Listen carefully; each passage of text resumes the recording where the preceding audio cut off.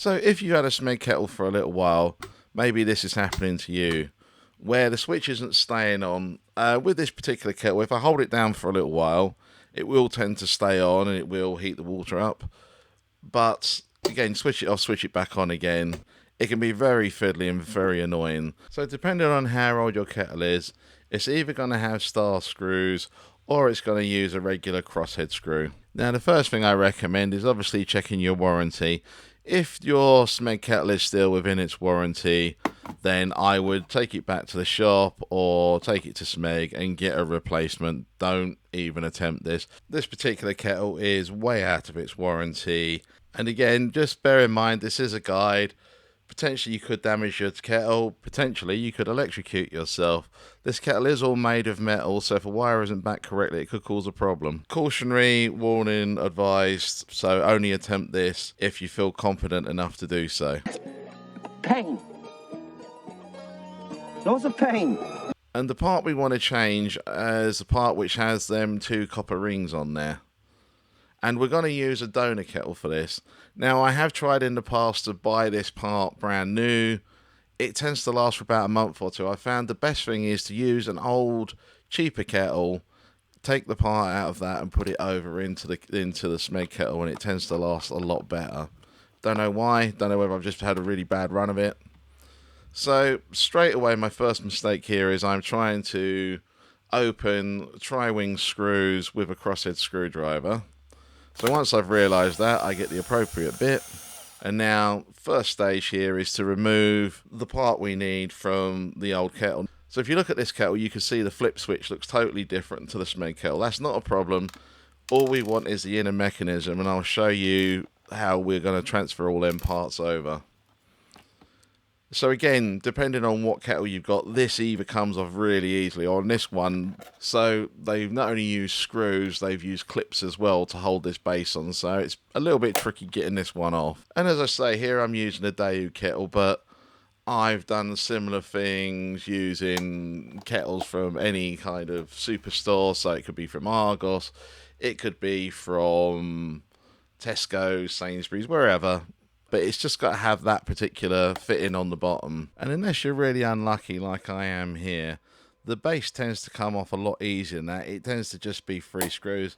On the Smeg kettle, you'll see how much easier that one is. But we finally got it off anyway, so we can actually get to the part we need.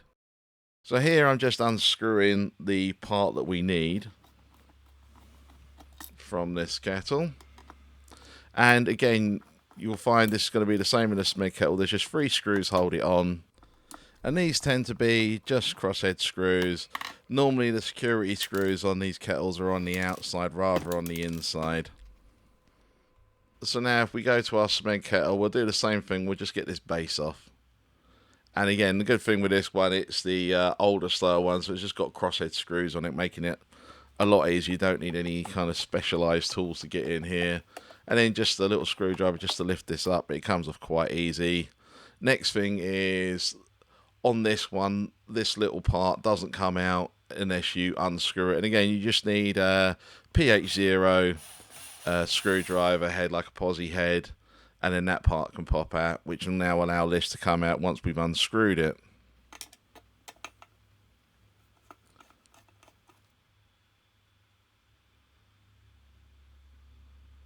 So if we go ahead and unscrew all this, and you can see already this part wants to come out, it's just being held on by the wires now. Here you're going to have 4 wires. 2 wires that go into the actual element of the kettle, and then the other 2 wires are going to the light. So to get this one off, you can see there's a little bit of a struggle here. Sometimes you can wiggle them off, but they are normally quite tight. So I'm just using a terminal screwdriver here just to kind of prise them away a little bit. And once they're away enough, the tension goes on them and you can take them out. Now with these parts that do the light switch, so for these parts that do the light, they tend to be pushed in and they've almost got like a part that kind of ridges out, so you can pull them out, but it is quite difficult. They're in there quite strong. But if you give them a good tug, they do tend to come out okay.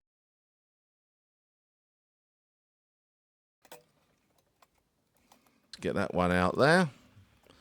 And now that's our old component out, but we're still going to need some parts from that. Now that little rubber tube there is quite important, and you'll see later on where I've put everything back together again and forgot to put that in. So now I'm doing the same on our donor kettle here. So again, these are quite tight on there, so I'm just having to prise them away with a screwdriver. They're coming, but again, it just takes a little bit of work sometimes.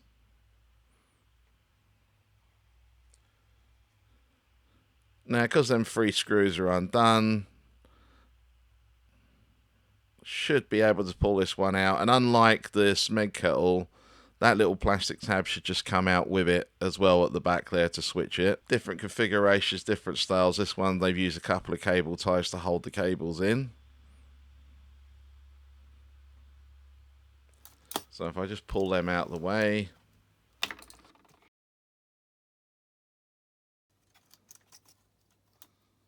And now, as I go to pull this out, I can see there's a neutral wire. So they've done this one slightly differently. Again, different manufacturers, different styles. So even though it's got them 2 top prongs, which are ideal for our Smeg Kettle, for some reason on this one, they've put this neutral to the base of it. So I'm going to have to just snip this off. Not going to affect what we're going to be using it for, and it's specific to this particular kettle. I tried to pull it out. You think they would have just done a push thing, but no. So these are our 2 parts side by side. You can see they look slightly different, but the key factors are how they connect to the kettle base, and also you've got them 3 fixing screws in the right location, so we don't need to drill any new holes in our Smeg Kettle or anything like that. This should go in like for like. But the next thing we need to do is remove all these components from the Smeg Kettle, and then we need to remove all the components from our Daewoo kettle and transfer them across. So again, I would recommend taking photos. I would recommend maybe doing little videos as you're dismantling this, because it can be a little bit tricky remembering how this all goes back together again. And even just taking it apart sometimes could be a little bit awkward. It does tend to take a little bit of fiddling around with to kind of get it to go.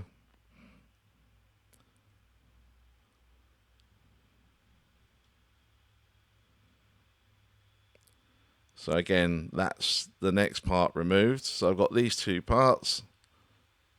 And now what I'm going to do is try it on the Daewoo part. Now I'm just going to try and dismantle this assembly here.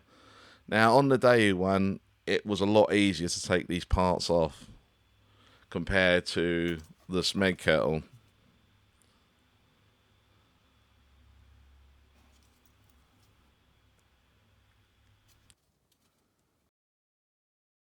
So you can see this top plastic bit comes off, and that's it. Now that's ready to receive all the parts from the Smeg Kettle. But on the Smeg Kettle itself, you can see I've still got that plastic surround at the front that I need to put on there. After prising, there's basically some clips to recess and hold it in. So unlike the Daewoo one where I could just pull it away with my hand, this one I've kind of got to get under them little notches to get it to release. The good thing is the Daewoo one has the same notches. As I say, these are quite a generic fitting, believe it or not, even though they look slightly different and they're manufactured a slightly different way.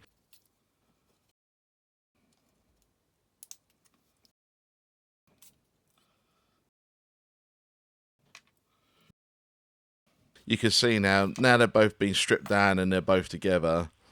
You can see they look fairly similar. The little metal base on the bottom of them is slightly different, which I will show you there. So you can see slightly different pattern, however 100% compatible with each other, same fixing holes, same everything. So now we've got our Daewoo part. We're now going to start putting on all the Smeg components for that switch at the back. as it was difficult to get off the original power unit, it's a little bit tricky to get this one to get back on again, because again it's got to clip into the right place.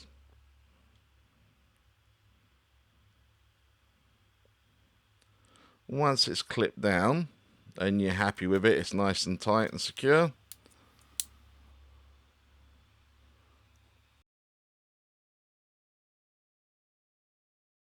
So next thing is to get this part, which is a part of the switching mechanism, and you can see one end's kind of open-ended, one end has like a little pivot point, so you just got to make sure the kind of fork end goes onto one spindle and then the other part goes onto the pivot point, okay?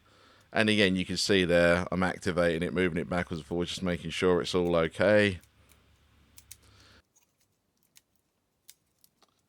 And again, here we got 2 locating pins for this. So we just need to put this part on. And that is our mechanism there, complete. So we're all back together, ready to go. So if we get our kettle again, you can see, as I say, we've just got our 2 element wires, which actually heat the kettle up. So first thing we want to do is fix this part down. Now remember that little rubber part? Did you see me put it on? No, I've completely forgotten it at this stage, so I'm showing you all this, but just remember to put that little rubber part in first before you do all this. And again, what I normally do is just put all 3 of them in loose to start with. Once I'm happy, then I'll tighten them down.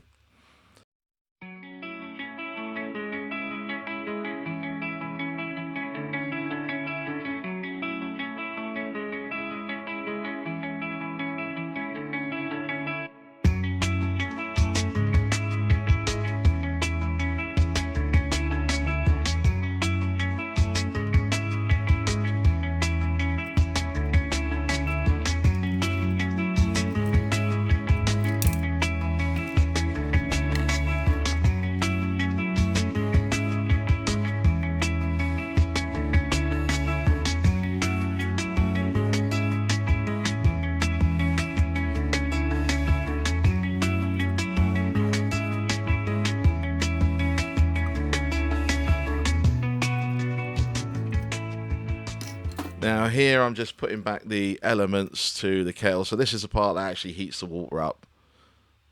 If you didn't connect the light thing, obviously the light wouldn't come on, but it wouldn't be a game stopper for this particular thing. However, you don't really want cables just kind of loosely wanging around in the bottom of your kettle, because they could connect to anything. So we're going to put these back. And again, even though on the Daewoo these two inserts weren't used, they are still present on this one, so I can use them the way they were used on the original Smeg Kettle. I don't have to try and do anything elaborate and put them underneath. But they go in there fairly easy, and what I do, I just give them a little tug test as well at the end, just to make sure that they are in there. If they pull out, you might need to spread out the pins a little bit and then push them back in again, just to make sure they're making a good connection.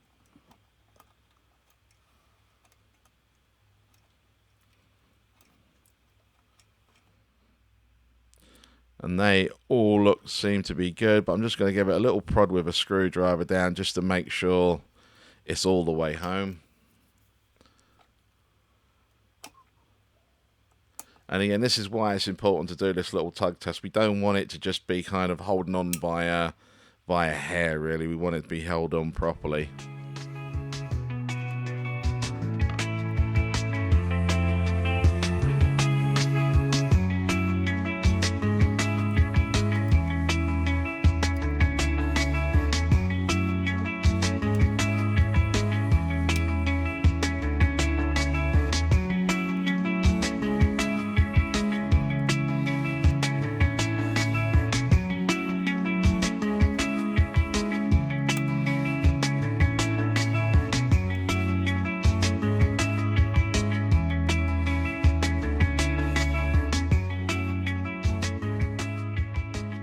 dress all your cables in. There's little posts that you kind of move it around. And this again is why I say, well, anything really, where if you're taking it apart, just take some photos of it first just to make sure you're happy with it. And again, because we're dealing with electricity here, obviously if you don't feel confident enough to do it, don't attempt this. And the good thing is, obviously, this is connected from 230 volts because of the way the base works on it. But again, just be mindful that you don't want any cables kind of loose or working their way around. So here, this is me taking it apart again, or partially taking it apart again, just so I can get this little component in here. So what this rubber tube actually does, it actually just kind of turns off the kettle once it's got to temperature. The idea, it just activates that little heat sensitive membrane and turns the kettle off. Now, I have tried it without that part in. It does work, it just stays on for a little bit longer. So ideally, you do want to put that in there. And again, you'll find that there is a little notch in that where it will locate onto that top part. And then that bottom part there, it just kind of sits over it. But just, again, when you put this down, just make sure you're kind of covering that hole completely. Just to make sure it's basically not over boiling every time.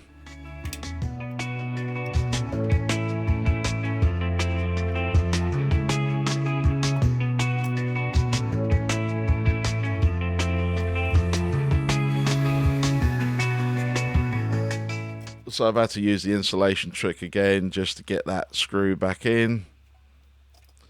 Now we're good to go. Just got to put that switch back in again, and again just using that PH0 screwdriver head.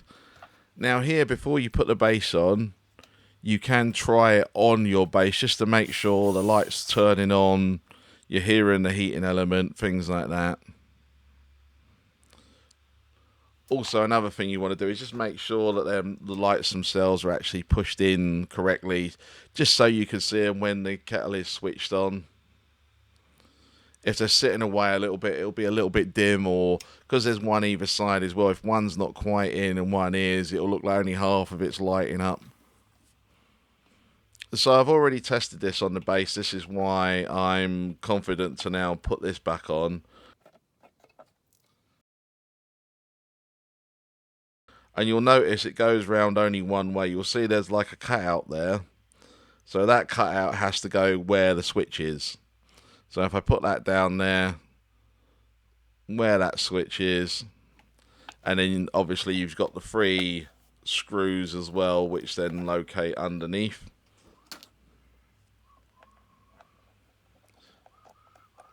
So again, we just put all them in. And again, what I would recommend is doing all 3 loose to start with, just to make sure there's a little bit of wiggle room. And though, to be fair, these kettles are quite well made with regards to that, and they do tend to locate okay. The base tends to locate. There doesn't seem to be much play in them. And again, if you own this kettle, or you've only had it for under 12 months or whatever, obviously return it to the manufacturer, return it to the store you bought it from, and just get them to give you a replacement. This kettle, as you can see, is quite a few years old now, hence the reason why I'm doing this repair. But again, if it's still within warranty, then yeah, don't bother yourself doing this yourself. Just get them to give you a replacement for it. Not that I've really seen many that have gone in the first 12 months, to be fair.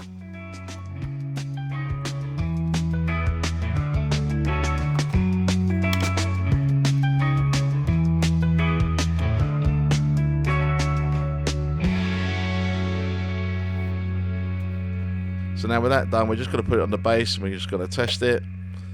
Now on the video it looks like it's flickering, but in real life that is actually not flickering at all.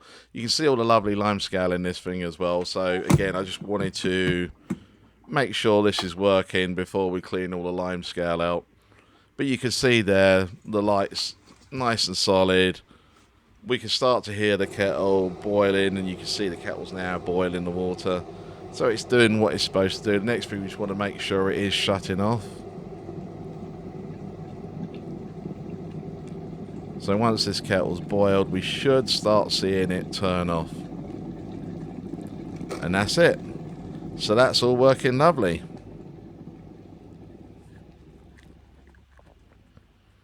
So next thing to do is going to be cleaning out the inside of this kettle. And again, just using some white vinegar, distilled vinegar there.